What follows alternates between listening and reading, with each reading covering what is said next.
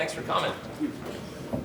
Hey guys, any questions? Just raise your hand, say your name and your outlet. Time at the show. Hey, Mandy and John, you guys can feel free to start calling out people for questions, but I'll stay and try to get as many answers as I can for people who travel. I really appreciate everyone being here. It's very awesome being back in Vegas where we started everything 4 years ago. The 5th Double or Nothing.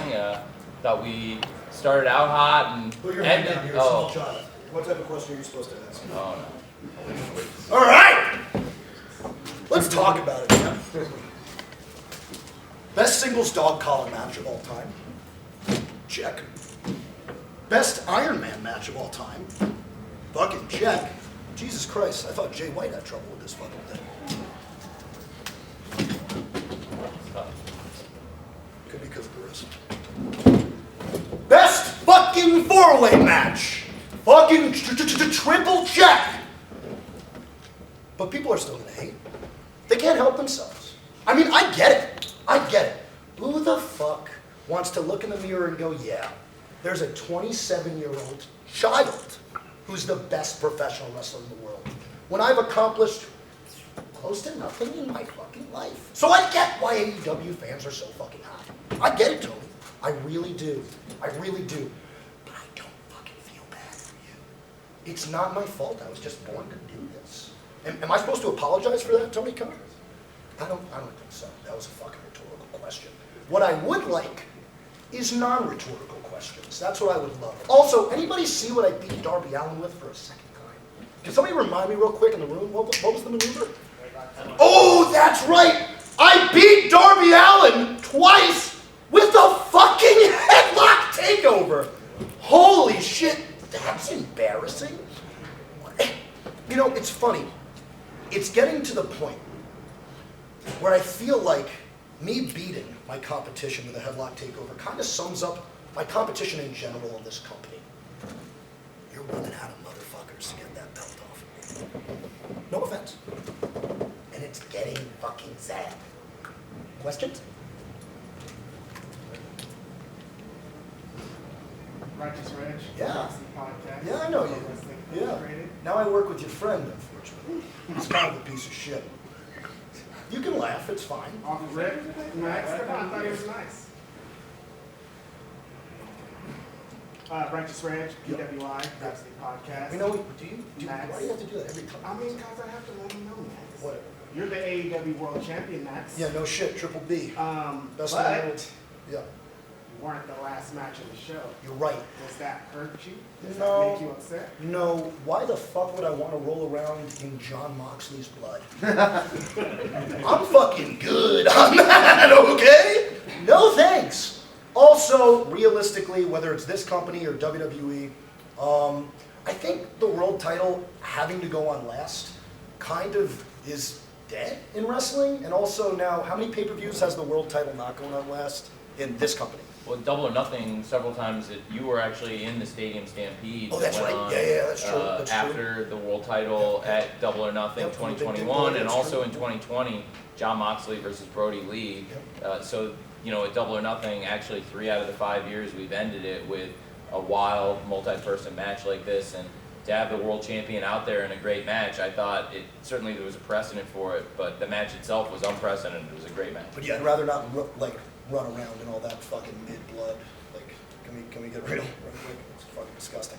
Wheeler Yuta was in that match. You think I want to roll around with Wheeler Yuta? He was the only person who didn't bleed tonight. I think. Did he not bleed? He was the only one. I think. Wow. All right. Next. Dominic Angelo at freeshows.com. And I also work for Kevin Nash with this podcast. Kevin Nash, I know Kevin. He's a big mark for my shit. He's also literally a big He's a big dude. mark. Yeah, he's big. He's very big. But the question I kind of wanted to tie into that. Yeah. What do you kind Your of eyes see? are kind of like this, so it's hard. Which one do you want me to look at? This one. Okay, We'll go with the this left one. eye. Left Well, eye it's my better. left, your right. Yes. Yeah. That's all right. So the question I kind of have though is when it comes to the younger stars and some of the people that you work with, and you said it yourself, there's like not a lot of competition happening there. What do you think people could learn, younger talent could kind of learn from somebody like a Kevin Nash or somebody with the mindset that you kind of have for wrestling? I think what you can learn is what we're seeing now I posted on social media, and social media is a dirty, dirty drug these days. I almost wish I never go on social media because it's filled with, let's be honest, 7%, this is actually a factual stat that I'm hitting you with, 7% of our audience, overall audience, is using Twitter. It's essentially an echo chamber. And when you think about professional wrestling takes, I liken it to somebody going to a restaurant, eating the food, and then bothering to get on their phone and write a Yelp review. Raise your hand if you've actually written a Yelp review. There's not a single person in the room who's done that, because that's fucking lame as shit, and you should have better time, like, to do other shit. Grow the fuck up. But I posted something on the dirty social media, and I said what I wish people would learn is wrestling fans are bloodthirsty, disgusting marks that don't care about our well-being, right? Nobody gives a fuck that my forearm's fucked. You won't care. You were just fucking amped that you saw me fucking dunk Darby Allin on his head. Granted, so was fucking I. But still, you don't give a fuck about us. You pretend you do, but you don't give a fuck about us. You care about us just as much as, I don't know, the fucking leader of the Romans cared about his fucking gladiators. You don't give a shit. So what I wish young guys would understand and learn is you get way more out of being a charismatic phenom than you do out of fucking risking your life trying to do a maneuver that, quite frankly, might not win you the match. Now for me, every single thing that I do in professional wrestling is very meticulous, because every single thing I do is to try to win. I'm not trying to waste my fucking time out there. Now I will do some things to prove a fucking point, like a fucking headlock takeover, but I digress. Stop being fucking idiots. These people don't pay your salaries. Grow up. Next question.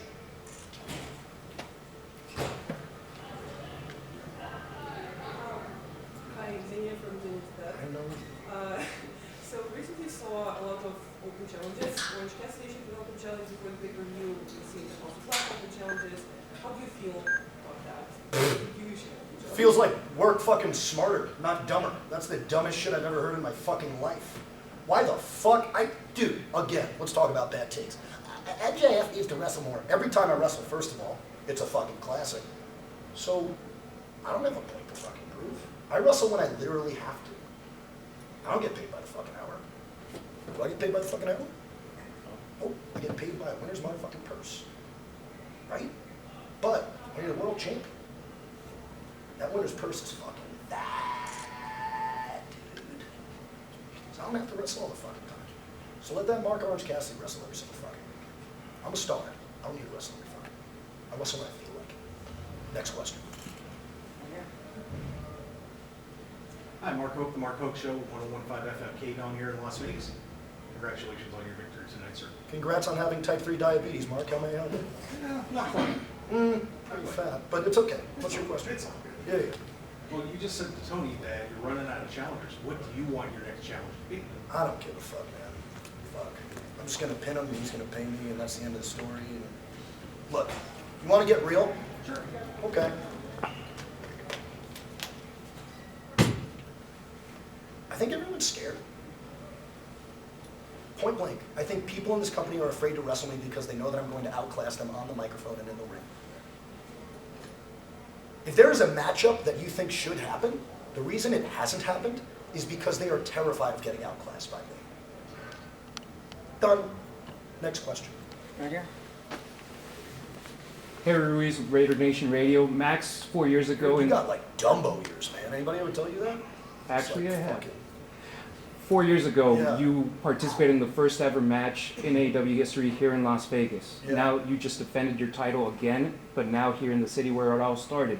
What has been your biggest challenge in those 4 years to get to where you are right now, being the biggest champ? Ryan Alvarez, stop smiling so much at me. I'm not gonna stop. How does it make me feel? And what was a challenge? Is that what you asked? I'm What's sorry. been your biggest Your challenge in ears those were 4 fucking years? freaking out. The biggest challenge, frankly, is cementing a legacy. Because pro wrestling fans have never been more fickle in the history of this sport. And I think we can all agree on that. 1 week, I'm the best professional wrestler in the world. The next week, I'm the drizzling shits. And that's not just me. That's every single professional wrestler on the planet. Why is that? I'll tell you why. Because we have everything like this. I want food. Press a button. It comes to your house, just like your wet dick. I want something off Amazon. I'm not going to give it again. Boom. You press something, it comes to your house. I want to talk to somebody. You go on your phone, you text them. It gets sent to them immediately. We live in a new world. So people want instant gratification. Right now. I want it great, right now. What? I don't believe in that. I believe in the sport of professional wrestling. I believe in things being built to. I believe in contenders for me being built up so they are worthy of a match. I don't believe in just throwing myself out there to appease you people like a dancing fucking monkey. That is not my job, and it never will be. So. There's two more for Max. Right here. Hello, Michael Sidgwick from What Culture Wrestling. You've expressed your disdain. I just want to time out. One of the only professional wrestling podcasts that's actually worth a fuck.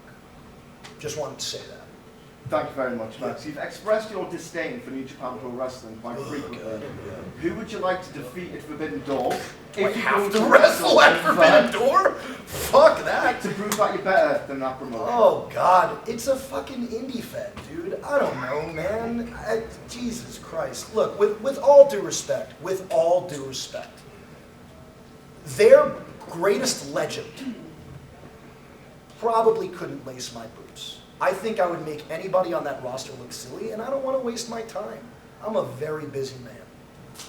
There's your answer. I think New Japan Pro Wrestling sucks.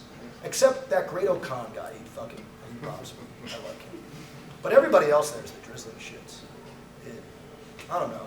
It reminds me of just like a local indie fed. Here we go, last question. Hey MJF, the Schmo with the Schmozone, nice to see you. You look good. Got a question for you. You're raising up your profile every day. You're trying to make a legacy for yourself. But what do you think it's going to take that next step over the top to have the name to be one of the greatest this sport's ever seen? Okay, I'm already there. Next question. I'm dead serious. I'm dead serious. Schmo. A Schmo. If I literally retired today, this is not hyperbole, I've had one of the best professional wrestling runs in the history of the business. That's a fact. Best oratory exhibitions, best Iron Man match, best singles dog collar match. Tonight I just had the best four-way. And also, some of the best rivalries in the history of the sport. Cody Rhodes, Wardlow, CM Punk, Danielson, and that's just to name a few. Yeah, I'm pretty sure if I called it quits, I've had a Hall of Fame career.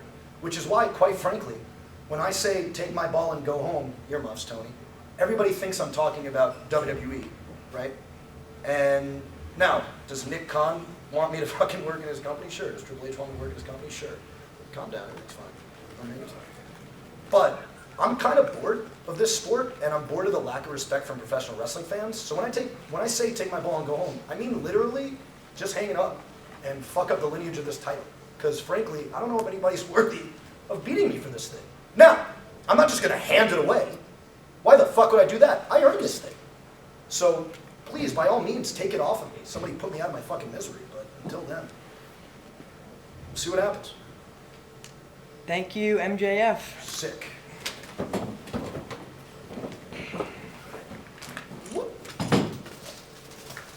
Bye, Tony. Oh, you suck, Max. Don't forget.